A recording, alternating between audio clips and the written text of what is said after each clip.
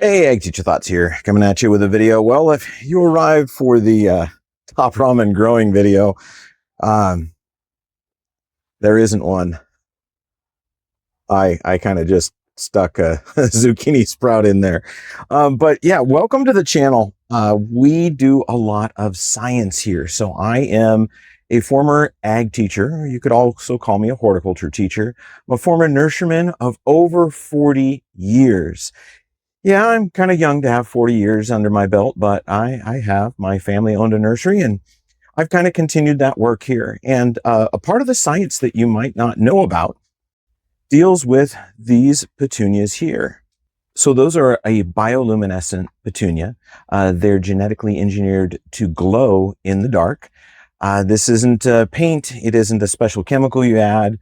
They grabbed the glowing genes from a fungus and put those into the petunia. And we do a lot of research and experimentation on those. And I teach a lot on how to grow them. But this channel is so much more than that. We've got carnivorous plants. You know, those are plants that eat insects instead of the insects eating the plants. And I've got videos on that. We grow stuff in ponds. We do a little bit of gardening. We do some fun grafting. Oh, well, I thought it worked. It died.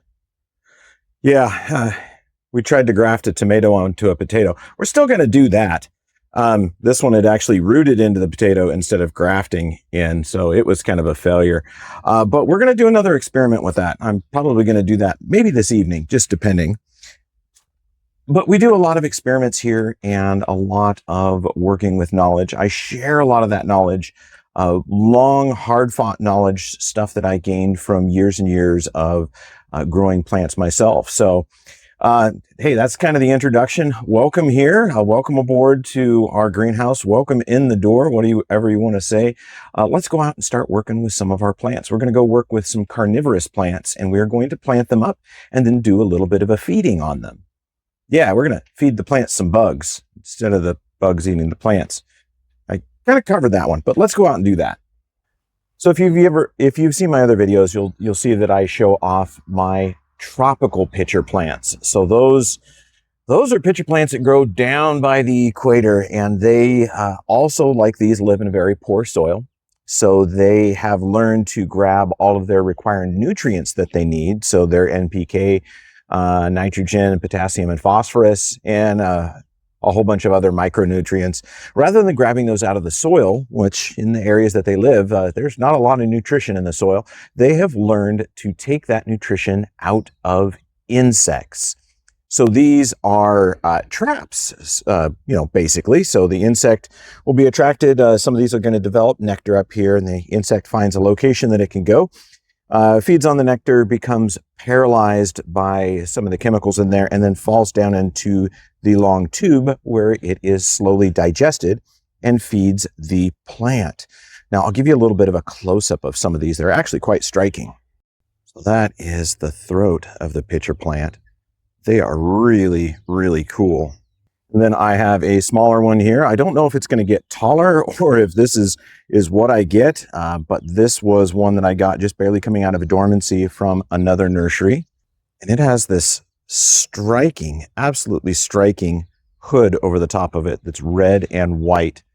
Really love that. Transitions into a green trumpet. So this one's pretty fantastic. I like this one a lot. So as you can see, this one is in a pretty small pot. So this is a 2-inch by 2-inch band.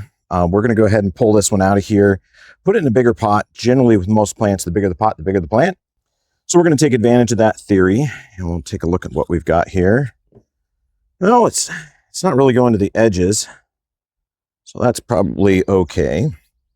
I think we're just going to plant that one in one of these 4-inch pots here. This is a 4-inch pot that has some carnivorous plant soil in it. So it's a mix of 50% peat moss, 50% perlite. I think I have a good video later, or way back, where I show how to make this. There's no fertilizer in here, so this is pretty much devoid of nutrients. We're just going to plant him up in there. We don't have to worry about any of that fertilizer damaging this plant. So that's pretty simple. It was that quick. It was that easy to plant that one up. So we're going to take this and we're going to put it back in its little pond. So we're going to be working on developing a pond with this white container, but right now it's full of rainwater, which is perfect. And I'm just going to let it sit in there and soak that rainwater up through the soil. We'll fill it up a little bit fuller. I'm going to do that now. I'm going to go get some more rainwater. I have a downspout collection system, and it supplies me with my mineral-free rainwater. So I'm going to just fill this up so it's about an inch below the soil surface. And I don't want to go any higher than that right now because it's floating. Now, these two pots are going to be two different heights. So we're going to do a bigger pot for the larger specimen. We're going to see if that one could use a little bit of division. Maybe a little late in the year to do it, but we'll take a gamble. So get the pond out of the way. And we'll take a look at this. Now, one of the tricky things about these is there is fluid in these. So the digestive fluid of the plant. So I don't want to disturb that. So it's going to be kind of a trick to get this out and get them to stay upright. May need to put a stick through the bottom. Push that up. Let me find a stick. I found my planting pencil. Use that. Give it a little bit of a shove from the bottom. See if that can help. No, it's just going all the way through. Normally I just turn a pot over. Oh, there we go. I would normally just turn a pot over, but I don't want to do that in this case. I keep this as upright as possible. They don't have very significant roots. And let's see if any of this is just willing to divide out. I think this is all just one crown. Yeah, it's all connected. I don't want to disturb that too much today. So we're going to temporarily place this upright like that in there so it doesn't knock over. We're going to add some more potting mix to the bottom of this. We're going to use some Sunshine Mix number 4 because it's pretty close. I mean, it's not quite a perfect mix, but it's going to be good enough. A little bit there. And I think we can keep going. We'll add the other mix bottom of this one. Still trying to keep this upright and not bury the crown completely. Here's some of our carnivorous mix.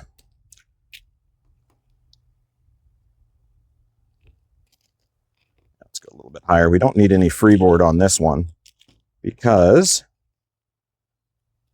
freeboard is generally for watering, and we're not worried about watering because this is going to be sitting in our water.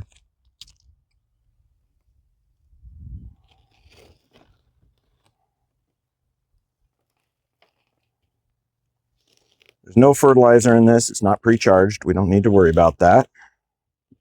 So this will work just fine. Nice peat perlite mix. No mulch. Nothing else that's going to harm our pitcher plant. There we go. So we've upsized that from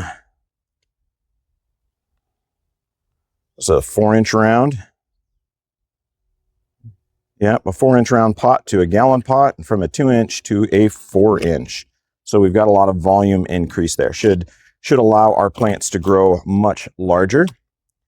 So next thing we need to do, we need to get in here and get that into its pond, get that water up, kind of figure out where we want these to be.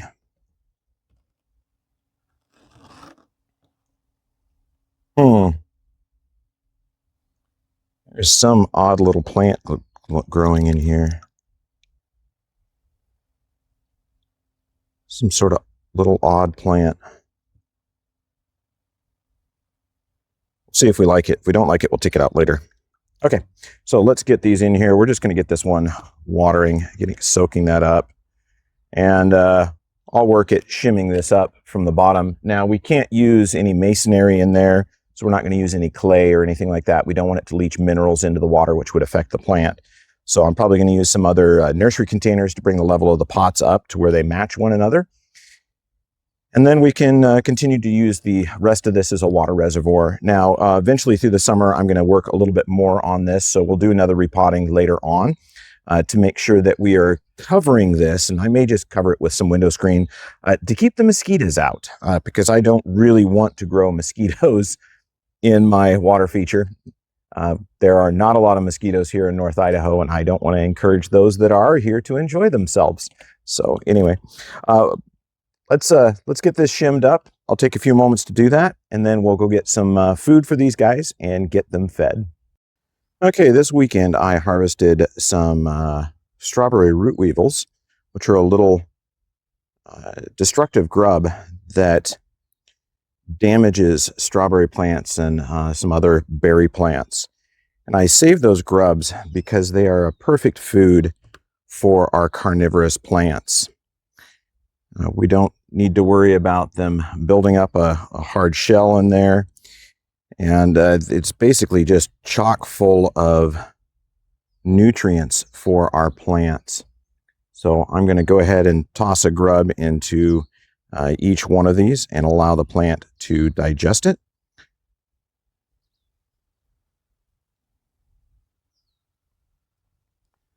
So rather than disposing of these by using chemicals or something like that, we are going to take advantage of our natural recycler here and get some nutrition into our pitcher plants. Now, as the summer goes on and the insects start moving and flying around, there will be more and more food available for our pitcher plants. And so I won't have to do a lot of feeding. They will basically take care of themselves. You know, from experience in the garden with my Venus flytraps, it's kind of the same deal. They collect enough food to basically grow and improve themselves. So that will work that. So I hope you enjoyed seeing a little bit about some of the additional carnivorous plants that I'm bringing to my garden. I've always had a passion for plants, always had a passion for the weird and the different. And this is finally a time in my life that I can take a chance to enjoy the oddities of the plant world. I've seen enough flowers that the standard ones don't enthrall me, but definitely the ones that have some sort of weird adaptation to survive. Those are the ones that kind of thrill me and intrigue me. So these temperate pitcher plants are definitely ones that I'm going to enjoy. And I'm going to bring you along on the journey as they continue to grow this summer. And as we find new and strange things to feed them, we'll see how well they do. But anyway, as always, I hope you're enjoying. I hope you're learning something. I hope you take the opportunity to subscribe to the channel. And if you feel so led and you want to help support our content, please go ahead and go over to Patreon and search Ag Teacher Thoughts there and support our Patreon tag or our Patreon channel. You also find that tag down in the description. So yeah, anyway, I love these things. Ag Teacher Thoughts out.